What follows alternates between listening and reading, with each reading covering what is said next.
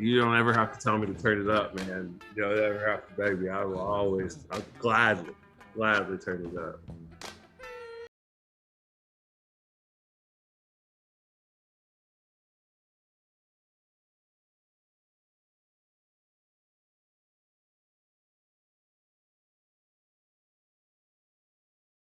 I know that we are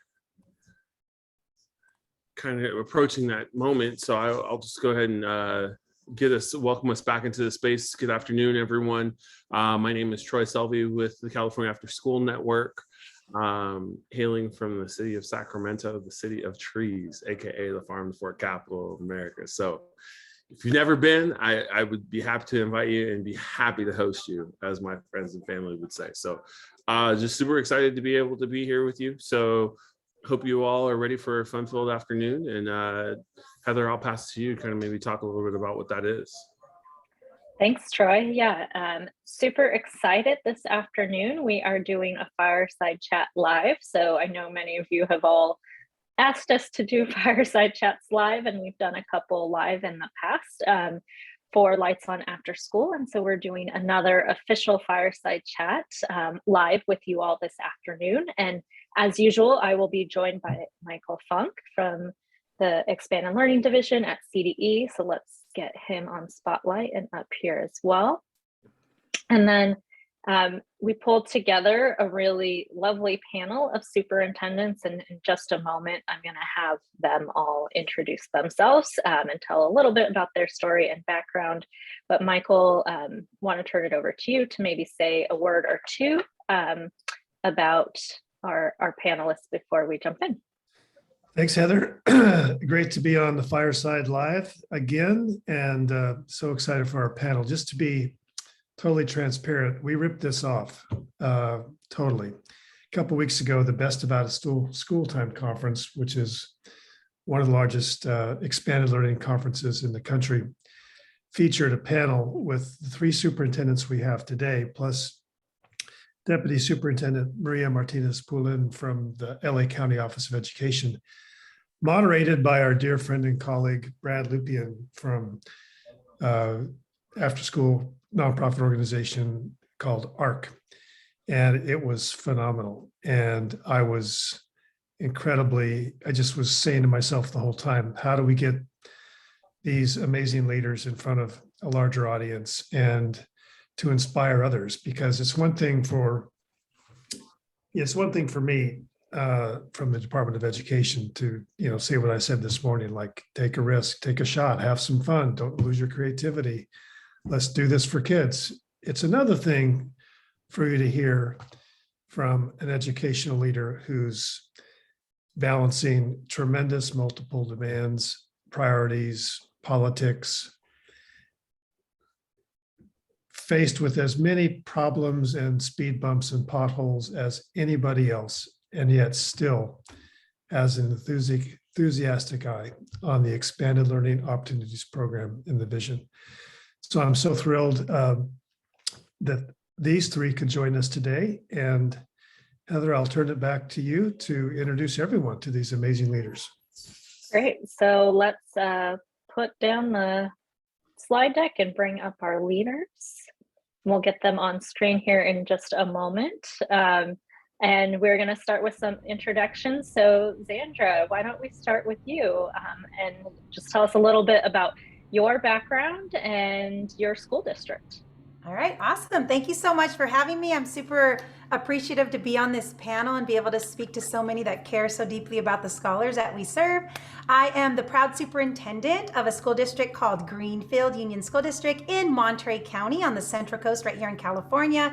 Super proud to lead a district that has a 95% unduplicated count of students in poverty, students that definitely have some challenges, but have absolute promise and are ready to close that opportunity gap for them.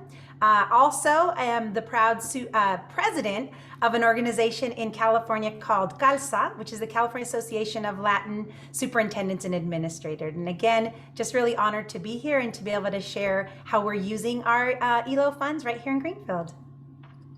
Awesome. Wonderful. Thank you, Zandra. Happy to have you here. And Julie Boesch, same question. So I'm going to start really quickly by saying, oh my gosh, Michael, I think that this morning's introduction worked. Our session was so positive, and we had so many people give so many incredible examples and ideas for what they are doing and what they're working towards. And it was a whole different, it was amazing. So thank you for all the work that's been going on for years to get this funding to our students. So I am Julie Boesch. I am the superintendent of Maple School District, tiny little school district in the middle of Almond Orchards in Shafter in San Joaquin Valley in Kern County. And my link to expanded learning really has been very long. I started out as a tutor in expanded learning before I was a teacher, and then I was a teacher, and then an administrator, director of expanded learning program, and then a regional lead, and then now as a superintendent for the past 8 years.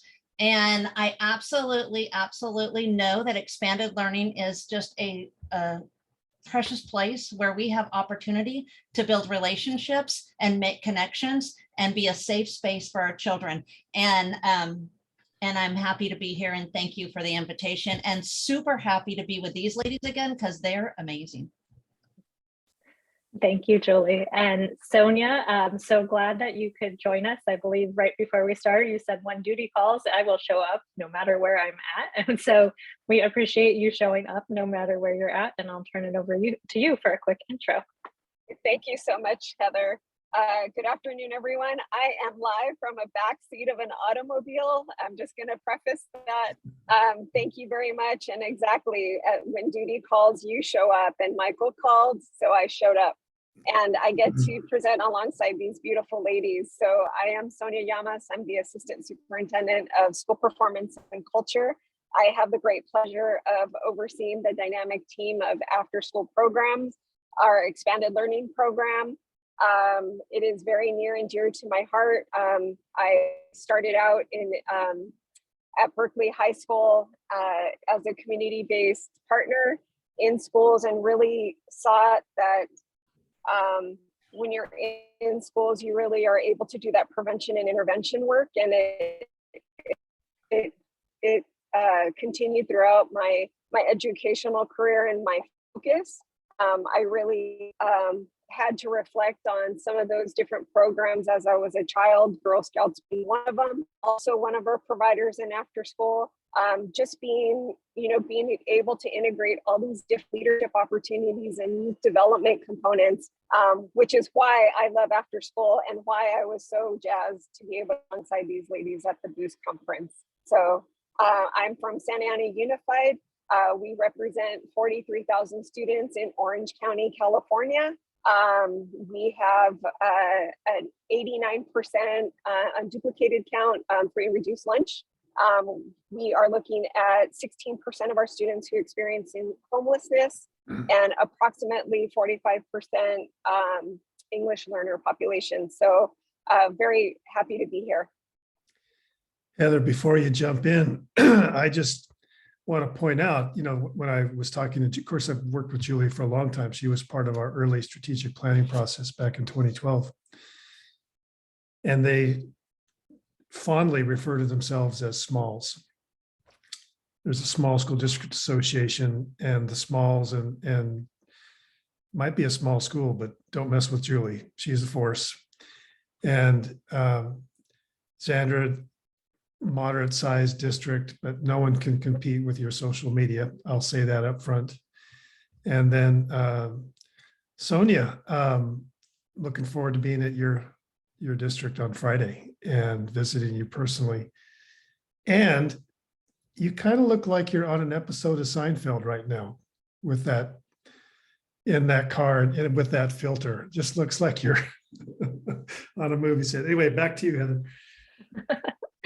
Yes, thank you all for joining. We appreciate you representing some of the diversity of our state and our school districts. We know we can't quite capture all of it, but at least we have a little bit of that diversity. And I think my first question really for you all is just understanding how your like how you initially responded when you heard about this funding. I know my initial response, someone was like, shouldn't you be happier? And I was like, oh, it's such a huge program. There's so many things to do. We didn't know what's coming. We have so much to figure out. And so like totally excited about the funding, but I know personally for me, I just felt that moment of overwhelm. And so like I held both, like this is exciting and overwhelming, and you can have all of the things. And so maybe just spend a moment kind of talking about your initial feelings and kind of that first step, because I think some people are like, oh, well, those districts have it all figured out, but I know that's probably not the case for most of us. So well, why don't we go in the same order this time around, and then we'll mix it up. So Zandra, let's start with you. All right, yeah, so absolutely, Heather. I think the quantity of the funds that were coming in was a little overwhelming, but we knew that we had to put them to work immediately to get as close to kids as possible. And so many of us in the field already had a pretty solid LCAP that really worked on the concentration in the supplemental kids within our districts. And so we already were allocating funds. And for example, I'm going to give you some concrete examples. Like for us in Greenfield, we were doing extended day opportunities and offsetting some of our ACES grant funding already to capitalize on the needs of students. We were also doing Saturday academies and things like that to extend with in-person instruction. And so we also purchased resources such as, robots, enrichment types of materials. We're a big arts district, so we got to enhance with the arts and then also infuse literacy and numeracy within there. And so I think what these funds did is said, wow, now we can have a magical Cadillac program that our kids have always deserved, but never would be able to receive because our dollars could only stretch so far.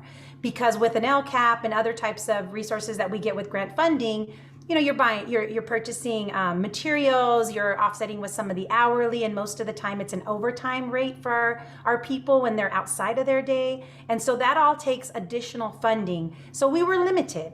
But what this did is it allowed us to do more of what we know works for kids. And so we've always been data driven. We've always looked at pre-post, progress monitoring types of assessments with our kids.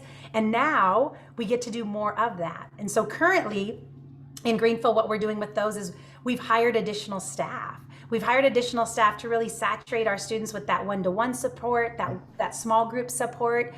We've also lowered class size reduction to have supplemental adults in a room that now can get to every child that you want to. Like our class sizes, 29, 31. It's difficult to mitigate learning loss with the class size like that. But with supplemental resources, we're able to saturate classrooms with support for kids and actually have additional one-on-one conversations with kids and ask them, what do you want more of? What makes your heart happy? What's going to help you reach post-secondary success?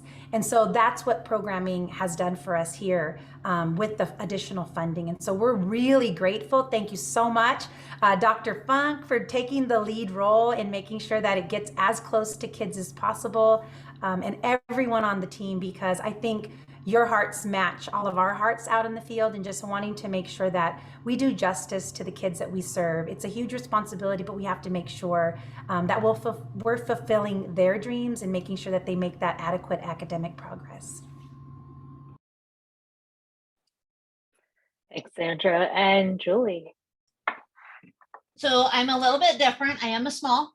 So I'm a small school district, 300 students. There are others that are even smaller than I am. So I am here to represent them. And also the fact that many districts already have the opportunity to have ACES funding or 21st century, which is phenomenal, but some of us didn't. So for this, super exciting. So we started a program when I got here, and we put expanded learning into our LCAP, but because I am an absolute advocate for expanded learning and always want to expand the opportunities that are open to students. So to do anything, I started out by asking my staff, what do you love? What do you love? And what do you want to stay and do and get paid for? And then, so we started with sessions. So with 6-week sessions, and it grew from there. Over the last 4 years, then we got full service community school funds, and we added that to the funds that we were using from our LCFF that we had already carved out. With ELOP, we are actually able to, and I'm super excited because the board's going to approve him tomorrow, to hire a director for our expanded learning program. And he's an employee that I already have. And he came to me and he said, I have a plan. And I said, well, I think I can pay you $20 an hour. And he said, well, I think I'd like $29.50. And I said, well, do you need benefits? Let me figure it out. Anyway, super excited about that. And so we are working together to expand that. The things that we have been able to do, much like Zandra, we have a phenomenal Project Lead the Way program. We have Lego robotics. We have this amazing garden and agriculture program, film appreciation. The things that I'm really excited about, the things that excite me the most is that my staff who were tired and worn out are super engaged in doing the things that they love. And of course, when they love it, then they bring the kids in because it's all about their attitude and their mindset and how we approach it. And our parents too. So that's how it is, a little bit different. We don't typically qualify for funding because we're about 55% unduplicated count. But I also, as much as I don't ever want to take money away from any other children, I feel that all children deserve the opportunity to have expanded learning opportunities. And so I really am thrilled to death that every LEA gets an opportunity to do this. Thanks, Julie. Your enthusiasm is contagious. And so just appreciate all the energy you bring to this. And then Sonia, would love to hear from you, and then we'll kind of just open it up to have a conversation with everyone. Thank you, Heather. So I think I just want to add a little bit from each of my dynamic ladies on the panel. I want to say when we found out that we were the recipients of $23 million, yes, $23 million just for after school, on top of our assets, on top of our ACES funding, and then you're looking at a total of approximately 36 million. We were like, oh my gosh, this is a dream come true. And then we kept calling CDE, like, is this really true? Is this really true? Because for us, it is about really bringing those dreams to fruition for our students. And it really helped us just unpack all the endless opportunities. And so we immediately started speaking to all of our site coordinators, looking holding panels or student sessions to really find out and unpack what our students wanted, not just in K-6, but also, in intermediate and high school levels, just to ensure that we're doing that wraparound with how do we maximize our funding that's being allocated? Because now we technically are going to be serving close to 23,000 students in our after school program. And how do we build those supervision structures because we're going to be so large? And then also going from 8 community partners that were partnering with us to now extending our RFA to close to 30 partners that are going to be able to come in and rotate, build in some of the programs related to sports and intramural sports, introducing students to maybe opportunities that would then unleash their passions later on as far as pursuing some of those athletic components. So for us, it really was about setting those appropriate structures, really looking at what other youth development programs, of course, always looking at our quality standards, and ensuring that we're really building all those different pieces in that make after school programs so meaningful for our students. So that progress monitoring and looking at the data is really critical. The youth voice is always at the forefront of what we develop in after school, and our director of expanded learning is amazing, and our team. So I just want to give a shout out right now to the SAUSD team for everything that they've done to bring this plan to fruition. Awesome. Well, I appreciate that. I put this in the chat, but I appreciate all of you made comments about being student-centered, and so I really appreciate that, and just wanted to put a little asterisk next to that. And Michael, what are you thinking? What questions? Yeah, well, I actually, we've had Jennifer Cisneros from Santa Ana on the Fireside chat, and I know that this was a very different conversation when this was passed into law. And it was a little bit deer in the headlights for people like her, but I know that her approach in Santa Ana was so inclusive. And I wonder, Sonia, if you could just say a word about the planning process, because I know that there was involving people across all sectors of the district, not just the expanded learning pocket, and just tell us a bit about what you did there. And then Julie and Zandra, just react to it, add your own stories in terms of the planning. Thank you, Michael. I think one of the big pieces in Santa Ana, I feel that we really try to hone in on is really having that community perspective and student voice and at the forefront of our decisions. And I think with our LCAP process, we really are able to elicit all these different voices as we've been going through LCAP for these series of years. So with ELOP, Jennifer, in her infinite wisdom, reached out to our team within LCAP and just started looking at some of the data and then unpacking already the existing data that we have, but then creating a committee of stakeholders of some of our community partners. We gave a random sampling of our community partners, parents, administrators at all the different levels, like to really see what are the different gaps that maybe they're seeing in our programming and how we can really build it up. And I feel that it made our plan so much more richer because it's also in alignment. Many of us received a lot of different streamlines of different funding from different buckets, A through G, ELOP, all the ESSER funds. So then it was like, how do we make music with all of these different pockets of money and play this symphony to really maximize that dollar? And I feel like SAUSD has been able to bring that to fruition. And I appreciate the team for their efforts in calling upon not just after school, but spreading it throughout our district. So that way we could maximize those opportunities for our students.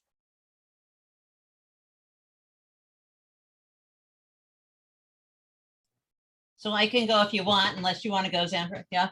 So it's a little bit different in a small district. I am the team. So I don't have a CBO to get together, or HR department, or anybody else, but I do have phenomenal, amazing, incredible staff that really bought in to my advocacy for expanded learning. They had never had any activities after school here before. And 2/3 of our parents drive our students out each day from about 7 or 8 miles away in neighboring towns. And they work in Bakersfield, though, which is 25 miles away. And so I saw it as a phenomenal opportunity to provide a service for our families and also provide expanded opportunities for our students. So what we did is much like Sonia talked about, we started with having our parent engagement meetings, and we hold our parent engagement meetings 3 times a day. So at 8:30, 11:30, 5:30, so that we can gather all of the parents, the stay-at-home parents, or the parents who work late, or the parents who work early, and make it work so that they can come. We always feed them, which we all as leaders know that if you feed them, they will come. We then set up focus groups, and then we did surveys of students and parents and staff, and really worked to bring everybody into that. So as much as I don't necessarily have a phenomenal collaborative district team to bring together, we created an opportunity and then sold it really in response to what our parents and our children said they wanted. And I said this earlier in the thing, my board is shocked. Every time they come for a board meeting, they're like, there are kids still here. What on earth? Why are all these kids here? And I'm like, that's our expanded learning program. Isn't it amazing? And they just like, I can't believe anybody wants to stay out here this long. So it's been really great. Thanks. Love it. So I'm going to echo what my sisters here said, and I'm going to add to it. So first of all, that stakeholder process is one that was already in existence with like our LCAP and other surveys that we do with our families. And so I think I want to echo what Julie said and what Sonia said in terms of voice. Voice is critical to making sure that the funds are utilized in the best methodology possible, because we can have a grandiose idea, but if it's not meeting the needs of our community or the students and the families that we serve, then it's not going to have that collective capacity that anything else would. And so getting as close to people, and I'll say that so many times, with your ELO plan, with your LCAP plan, when you look at a district's plan and you learn a lot about a school district and how they elevate and see students and the families. And so looking at that plan for us is always as close to kids as possible. And where you spend your money should be making a difference in the lives of kids. And so when we ask our students and our families already questions about developing any grant as we move forward, we ask the same questions. Like, what, if the choice were yours, what kinds of learning opportunities would you like to see? And our parents quickly responded with STEM education. We in Greenfield are super close to the Silicon Valley. Google, Apple, Microsoft headquarters, right? And so they want their children to have engineering opportunities, robotic opportunities, digital animation, all of those opportunities that we were giving our kids already, but now we get to do it to the umpth degree. And so they said, more of that, please, more hands-on. So on Saturday academies right now, and also in our after school programming, we're able to supplement and enhance those even further. So just the other day, kids are out on the field predicting, and they're stomping 2-liter bottles with stomp rockets, all funded with ELO, right? And they're also inviting their parents to our Saturday academies, which we already had, but now parents get to learn side by side with their children on the aerodynamics and some of the concepts that we're teaching our kids conceptually, so that they then can anchor language. We're also a district with a lot of English learners, as is California. Data-wise, we know that California serves 6.2 million students. Well, guess what? 3.3 million of them are Latinx. And so in my community, 98% of my kids are Latinx. So if I don't do something, or my team does something about that, then no one else will. And so having families who speak a primary language other than English side by side with their children, like, here's a great experience, using your ELO funds to bring in families to facilitate learning with the child, who then we anchor that the why is because we want your hopes and dreams of being whatever you want to be fulfilled in that post-secondary world. But it starts with those incremental steps, starting all the way down from preschool up through the grades. And also within there, voice is so critical. And so our parents said, we want a university to be something that we can touch. Well, already in our LCAP funding, we were sending our kids every single year to a university. So every single kindergartner visits a college, every single kid in my district. Every first grader goes to CSU Monterey Bay. Every second grader goes to UC Santa Cruz. Every third grader goes to Santa Clara or San Jose University. Well, guess what? Now we can invite parents, we can invite conceptual opportunities for them to understand what college is about, and so that they're not fearful when that day comes for their child to go off to college, because we've planted that seed in those early grades. All of those things are enhancements. So thankful to this grant for being able to bring in families, to bring in more student services, so that whatever our staff, and also that's another one. We talk to our parents, we talk to our scholars, but we talk to our team members. We talk to our staff family when it comes to after school programming and expanded learning team members, and we ask them the same thing. Like, what are your hopes and dreams for the kids that we serve? If money was no object, what would you do? And they have all of their ideas that come into play. And they love our kids and our scholars so much, as we do. And so now this creates opportunities for us to do that and respond. And rarely do I say no. I always tell them, as long as it's in alignment with the grant and it's meeting, fulfilling the needs, honestly, like, almost anything's a go when we know that students are at the center of every decision. So again, just so thankful for these grant funds, and we hope we continue to do really great things across California. Well, not only will you be able to, one of the questions that comes up, or one of the concerns that's brought up, and sometimes not to me, but quietly to someone else, like, is this money really going to be around? Like, how can should I really plan for this money? And, it is an apportionment. It's not a grant. You don't have to apply for it. And newsflash, if the May revise comes out in alignment with what the governor proposed earlier, your money's going to more than double.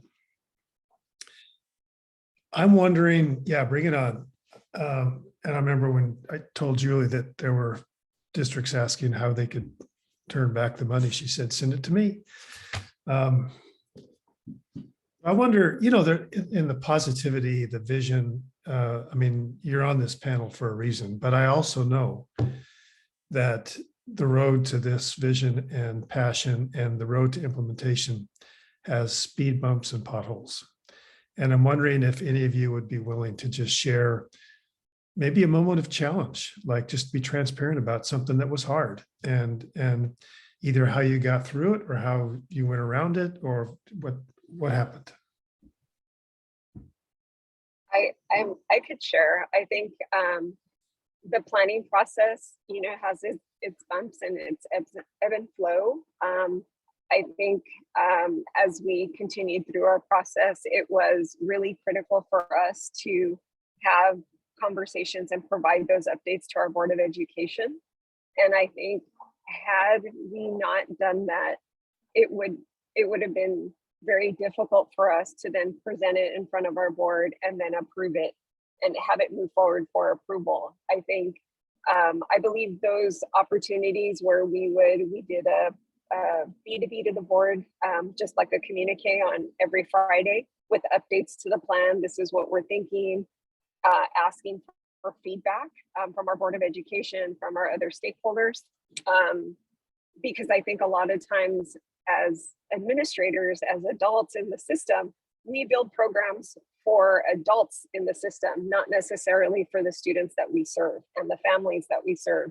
And I feel that because we had that lens and moving forward in the process, it really helped us really streamline the approach with our Board of Education to really be in full support, given the structures we're going to expand. And so there is a level of uneasiness and discomfort when you think about expanding personnel. But I think with seeing that there was also that offset with community partners, that it wasn't all a full hire within our organization, but also the lift within our community. Now it's like, how are we going to hire all these individuals? And we've been able to have conversations with the Santa Ana Chamber of Commerce. We have a huge job fair that's going to be coming up.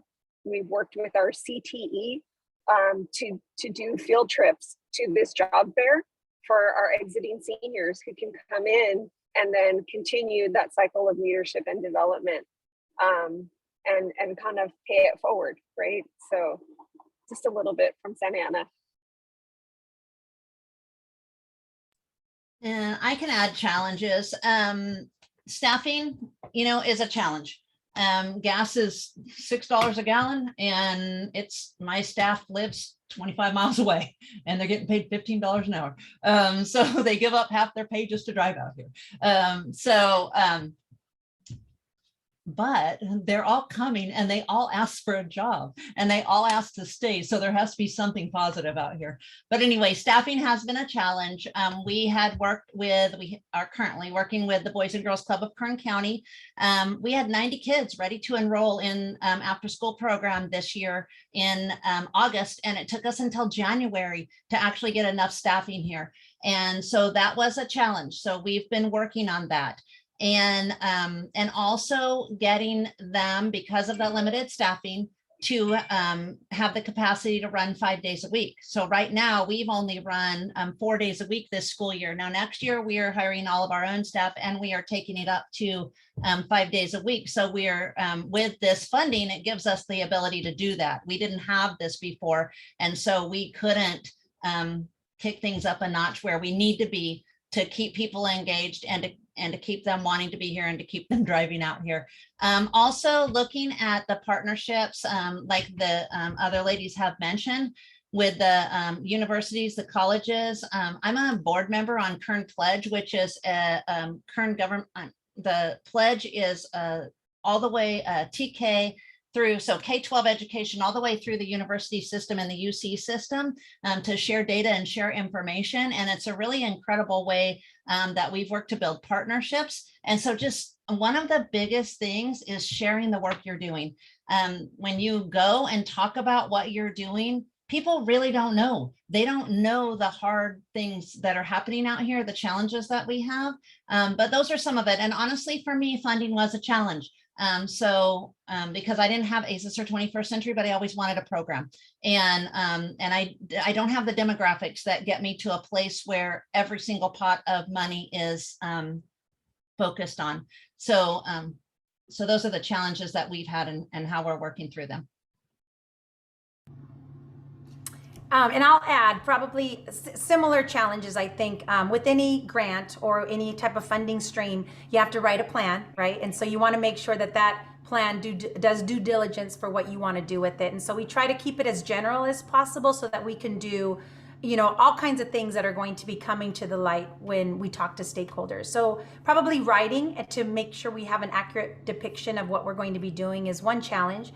The second challenge I'll echo is staffing, absolutely. And so staffing is a challenge because we're already stretching our staff so thin. And so some of our day staff members are the ones that we tap on the shoulder to continue. But then again, that puts them into an overtime kind of a rate. And sometimes they're exhausted from working all day and then also adding the evening time and Saturdays. And so we tend to look at the same people sometimes. And so incentives is a great way to use the grant. And so I saw in the chat, Aurora asked a question about, you know, being overstaffed.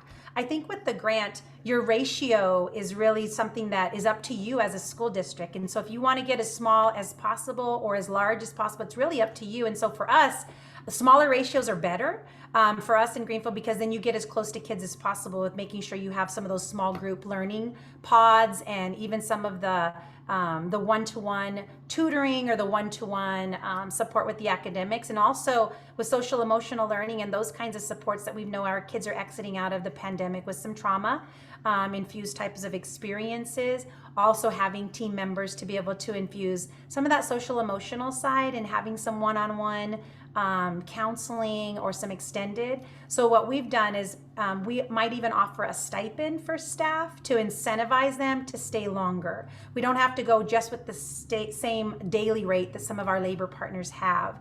An opportunity for us would be to offset that and say, yes, we'll give you your hourly, but we'll also offer a stipend to help encourage you to be able to stay later. And, you know, it goes a long way. They would do this for us anyways because they love our kids, but an incentive for them to stay a little bit or something in addition to their daily rate or their hourly rate is something that would allow them just an extra little carrot to say, okay, I think I can find a little more gas in the tank to carry me through the weekend if I know it's going to be serving kids.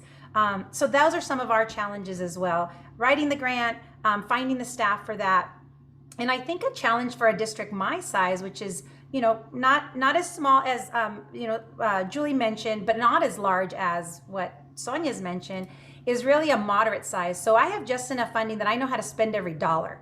So I could use more in addition, you know, to what we're already getting, because it is for us to be able to look at the big picture of what we're already doing and to be able to fund. So any districts like between the 2,000 to the, you know, the 20 to 10, 15,000, I think the funding that we've received is just the right amount that we know we can utilize every single dollar.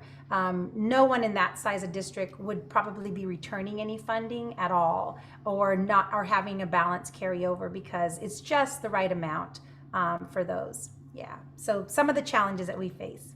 I wanted to add a tiny thing to that. One of the things that Zandra said is a great idea for those of you who many people look and go, I only got 50,000. I can't even hire a person. You don't have to hire a person. Give somebody a stipend. Find that person who has that heart, who wants to be there to serve your kids, and give them a stipend. I know when I was a brand new teacher, well, I would have done it for free, but we did, when we started our programs in our district 20 some years ago, we had regular instructional day teachers working in the expanded learning, and they got like $5,000 a year or something to run that program. And it puts a credentialed teacher in there, and with one staff member in a really tiny place, you have a program, you can make it happen. So just look at the possibilities and the opportunities and be creative. Awesome. Well, thank you all. This was a great conversation, and as we predicted, went way faster than we imagined. And so just wanted to give a huge appreciation to each of you for sharing. And I know there was all sorts of activity in the chat box, and people have questions and are looking for information. And so just want to encourage folks, we have a number of workshops in the afternoon, right? And so Julie Bush will be actually in the small school district one. And so, you know, if you're a small and you're interested in finding out more and chatting with Julie, definitely check that out. We'll have another office hour workshop session. So if you have some of these technical questions you're still trying to navigate, come join Michael and I in that session, or check out one of the many other workshop sessions. Also, again, reach out to your system of support, your regional leads, those folks are there for you. And so with that, I think I'm turning it over to Tiffany. Troy, I think we need to go back a couple slides. Thank you, panelists. Thank you, panelists. Huge thank you in the chat box. There we go. Bye, everyone. Yeah, all I was saying was a great big thank you. And I think we did that. And I also, you know, just want to acknowledge everything that you saw in the chat was inspired by the conversations that were happening, right? And I think that's why it's so important for folks to see the people that are actually trying to hold and do this work, and understanding that, like we said before, we get that it's complex. We get that there are different issues that face you all. Like, it's different for a small than it is for one of our more urban spaces, right? Like, we completely get that, but there are people that are out there trying to figure it out. So for some of you that put some information in the chat, we are going to try to download the chat. Like Heather said, there's lots of folks for you to kind of reach out to in the sessions coming up. There's also a CDE help desk line. So there's other resources, and we're going to make sure that you have access to all of those. But we are going to try to respond. I think there's one basic answer we're going to be able to give to some of that stuff in the chat that I'm going to respond to. So I guess we were going to have Michael just kind of say a final thing, but I think we already moved him out. Yeah, let's, I think we're on the next slide to Melissa. We've got it. We know it's 1 o'clock. We're trying to cover a few last logistics before we sign off. Before we let y'all go. Yep. Melissa? I'm here. Thanks, Tiff. So what's next? We will have a break in just a moment for 15 minutes, and then we welcome everyone back to the second set of workshops for 90 minutes. And then that will close our day. After the workshop sessions, we will not be offering a closing plenary. And before you all jump off to your break, we just have a few logistics slides reminders to share with you all. And I'll pass it off to Nat, who will chat about logistics. Hello, thanks, Melissa. Just a reminder that we do want your feedback. Please take a minute to let us know how this event has been going so far for you. You can access our event feedback form on the app by looking for the little envelope with the paper coming out of it. Yeah, and then I'm going to pass it over to Tammy to give us a little bit more info on how we can stay connected. Yes, so be sure to connect with us. You can join our listserv on the left. There's a link there. Meet the CAN team. There's our directory and the link, the first link. The second link is the link to our link tree to explore our latest resources. And then the last link is to contact the System of Support for Expanded Learning. And I will pass it to Lupita for closing reflections. And I know we won't have time to facilitate a closing reflection here, but just as we're reaching the end of this convening, I encourage you all to carve out some space for yourself, because we know we don't just learn from our learnings and experience, but we kind of learn from reflecting on those. And I just challenge you to ask yourself the question, right? What did you learn at this event, or maybe from folks you connected with, that you can make actionable in the next week or maybe next coming weeks? Keeping our staff, our families, our students, and the communities that we uplift at the forefront of our efforts. And yes, just taking the time to dare to lead in this space. So I'll pass it over to Troy to just say a final thank you before we break off for second sessions.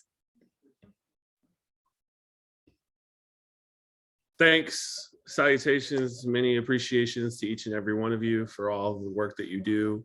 Remember to be kind to yourselves as you do this work, because without you, we're not able to do it. So taking care of yourself as you go through this is huge and appreciated. So thank you so much.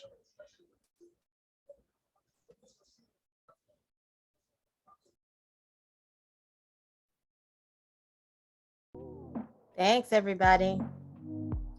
Thanks, everyone. See you in the workshops. Don't forget, go to the app, see that huge list of opportunities to learn.